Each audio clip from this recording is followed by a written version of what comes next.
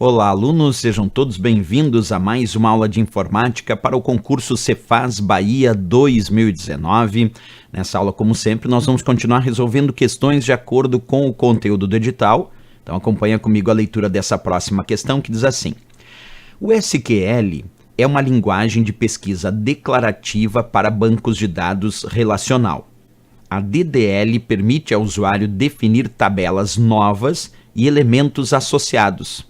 A sigla DDL significa: letra A, Data Default List, letra B, Definition Data Language, letra C, Data Definition Language, a letra D, Data Default Language e a letra E, Data Definition List.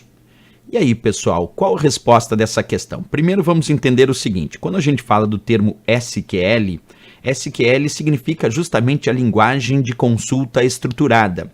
E SQL é uma linguagem que foi desenvolvida justamente para facilitar a manipulação, a consulta e até a criação de tabelas, por exemplo, em bancos de dados relacional, como ele cita. Só que essa linguagem SQL, ela tem muitos comandos.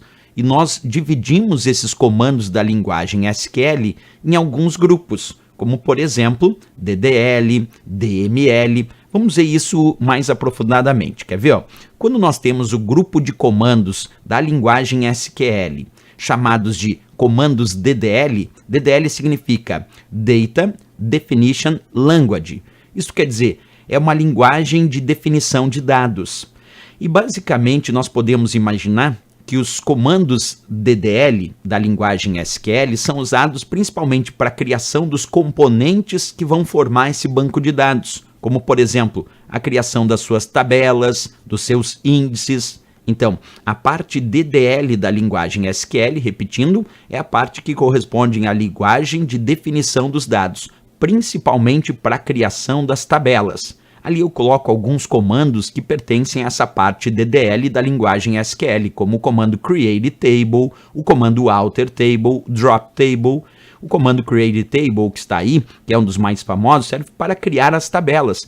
Observa a criação dos componentes do banco de dados, ou alteração desses componentes do banco de dados, como as próprias tabelas, pertencem a essa parte DDL.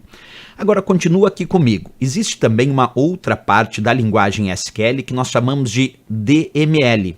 Esta é a Data Manipulation Language, quer dizer, a linguagem de manipulação dos dados.